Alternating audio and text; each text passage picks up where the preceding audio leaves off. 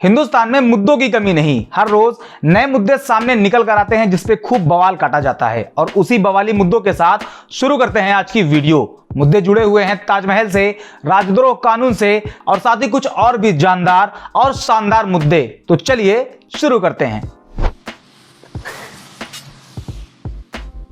मुद्दे की शुरुआत करते हैं ताजमहल से। साल 2016 में एक मूवी आई थी वाह ताज। इस मूवी में श्रेयस तलपड़े ने तुकाराम मराठे का रोल प्ले किया था। इस मूवी में यह दिखाया गया था ताजमहल तुकाराम के खानदान की प्रॉपर्टी है और शाहजहां ने उस पर कब्जा कर लिया था और इसी पे कोर्ट ट्रायल को दिखाया गया था। मैं ये बात इसलिए बता रहा कि तुकाराम की ही तरह एक राजघराने की दिया कुमारी ने ताजमहल उनकी प्रॉपर्टी है ऐसा दावा किया है। दिया कुमारी जयपुर की रॉयल फैमिली की मेंबर हैं, साथ ही भाजपा सांसद भी हैं। उनका कहना है कि आज जहां पर ताजमहल है वहां पर उनका महल हुआ करता था और उन्होंने यह भी दावा किया है कि उनके पास ताजमहल की प्रॉपर्टी के पेपर भी मौजूद हैं और उस पेपर के मुताबिक ताजमहल जयपुर की रॉयल फैमिली का पैलेस हुआ करता था जिस पर शाहजहां ने कब्जा कर लिया था। और जब शाहजहां ने उनकी जमीन और उनका पैलेस कब्जा किया तो उस टाइम उनका विरोध नहीं किया जा सकता था क्योंकि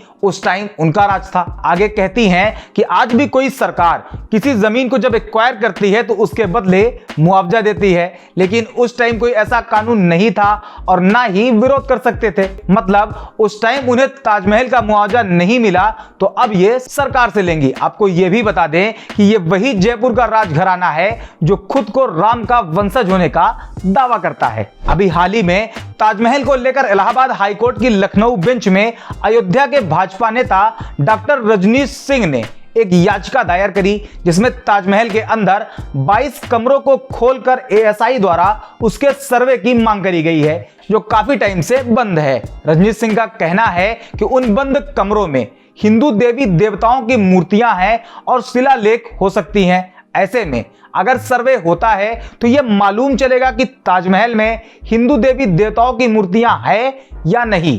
ताजमहल को लेकर सिर्फ एक या दो दावे नहीं किए गए बल्कि अब तक बहुत से दावे किए गए हैं। साल 2017 में भाजपा नेता सुब्रमण्यम स्वामी ने एक बयान दिया था जिसमें कहा था कि हम ताजमहल के दस्तावेजों तक पहुंचे हैं और इस बात का प्रमाण है कि शाहजहां ने जयपुर के राजा महाराजाओं को जबरन उनकी जमीन बेचने को कहा था जहां आज ताजमहल बना हुआ है। शाहजहां ने उन लोगों को मुआवजे के तौर पर 40 गांव दिए थे जो कि ताजमहल की जमीन की कीमत के मुकाबले कुछ भी नहीं था। इसके अलावा साल 2017 में ही बीजेपी सांसद विनय कटियार ने उत्तर प्रदेश के सीएम योगी आदित्यनाथ से ताजमहल का नाम बदलकर तेजो महालय रखने की मांग करी थी। उससे पहले साल 2015 में आगरा के सिविल कोर्ट में ताजमहल को तेजो महालय मंदिर घोषित करने की याचिका दाखिल करी गई थी। इससे पहले 1965 में इतिहासकार पीएन ओक ने अपनी एक किताब में दावा किया था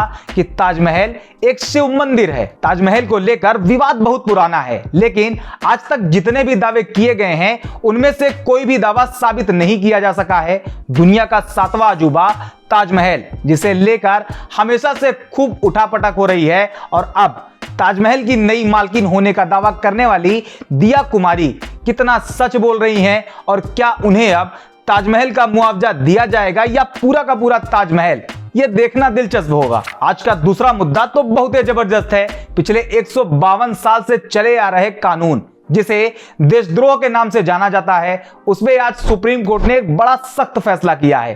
कोर्ट ने कहा है कि जब तक धारा 124A की री एग्जामिन प्रोसेस पूरी नहीं हो जाती इसके तहत कोई मामला दर्ज नहीं किया जाएगा और इस मामले में जो केस पहले से दर्ज हैं उन सभी की कार्रवाई पर भी रोक लगा दी गई है। साथ ही इस धारा में जेल में बंद आरोपी भी जमानत के लिए अप्लाई कर सकते हैं। आपको बता दें कि यह वही कानून है जिसका इस्तेमाल करके अंग्रेज और अंग्रेज के बाद देश में आने वाली सभी सरकारों ने अपने खिलाफ खड़े होने वाले लोगों को ठिकाने लगाने का काम किया है। देशद्रोह के ये कानून सभी सत्ता भोगी पार्टी के लिए रामबाण का काम करता आया है।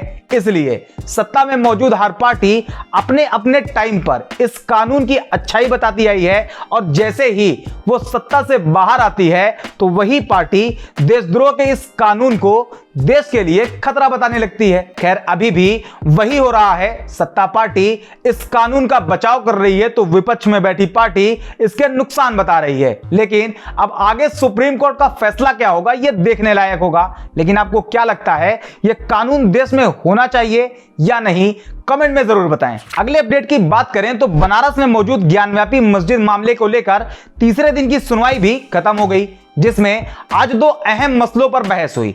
हिंदू पक्ष की तरफ से ज्ञानव्यापी मस्जिद और उसके अंदर मौजूद तहखाने की वीडियोग्राफी और सर्वे की मांग रखी गई, तो दूसरी तरफ से मतलब मुस्लिम पक्ष की तरफ से सिर्फ एडवोकेट कमिश्नर को बदलने के लिए एप्लीकेशन दिया गया। दोनों साइड की आर्गुमेंट सुनने के बाद जज साहब ने फैसला सुरक्षित रख लिया है और यह फैसला 12 मई को दोपहर 12 बजे सुनाया जाएगा। अगली खबर जुड़ी है फिलिस्तीन से। जैसा कि पूरी दुनिया जानती है, इजराइल फिलिस्तीन में खूब आतंक करता है। हमेशा से वहां इजराइल आर्मी और फिलिस्तीन के आम पब्लिक के बीच टकराव होता रहता है, जिसमें करीब रोजाना किसी न किसी फिलिस्तीनी की मौत की खबर आती रहती है, लेकिन इसको कोई सीरियसली नहीं लेता। जबकि आज इजराइल के हमले में अल जजीरा की एक रिपोर्टर की मौत हो गई है, जिनका नाम शिरीन अबू अक्ले है। शिरीन फिलिस्तीन के वेस्ट बैंक जेनिन शहर में इजरायली आतंक को कवर कर रही थी और इसी दौरान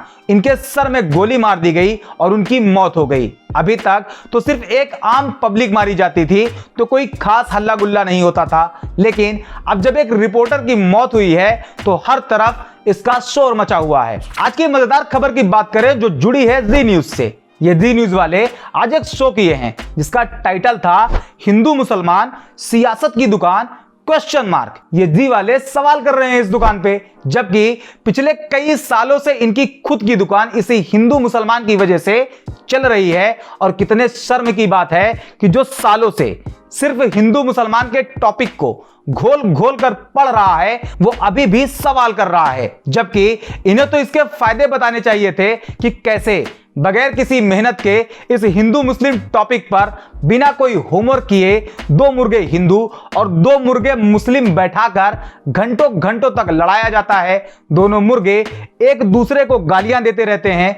एक मुर्गा खुद को हिंदुओं का सरदार बताता है तो दूसरा मुर्गा खुद को मुस्लिमों का सरदार। जबकि टीवी शो के बाहर देखने वाला एक आम हिंदू और एक आम मुसलमान दोनों अपने स्वघोषित सरदार को हिंदी में गरियाते रहते हैं और जी न्यूज यही करके तगड़ा टीआरपी छापता है, जिसके बाद तो नोटों की बारिश होती है। खैर आज के वीडियो में इतना ही। वीडियो इंफॉर्मेटिव लगी हो, अच्छी लगी हो तो इसे लाइक और शेयर जरूर करें, चैनल को सब्सक्राइब जरूर कर लें। मिलते हैं अगले वीडियो में कुछ और मजेदार मुद्दों के साथ।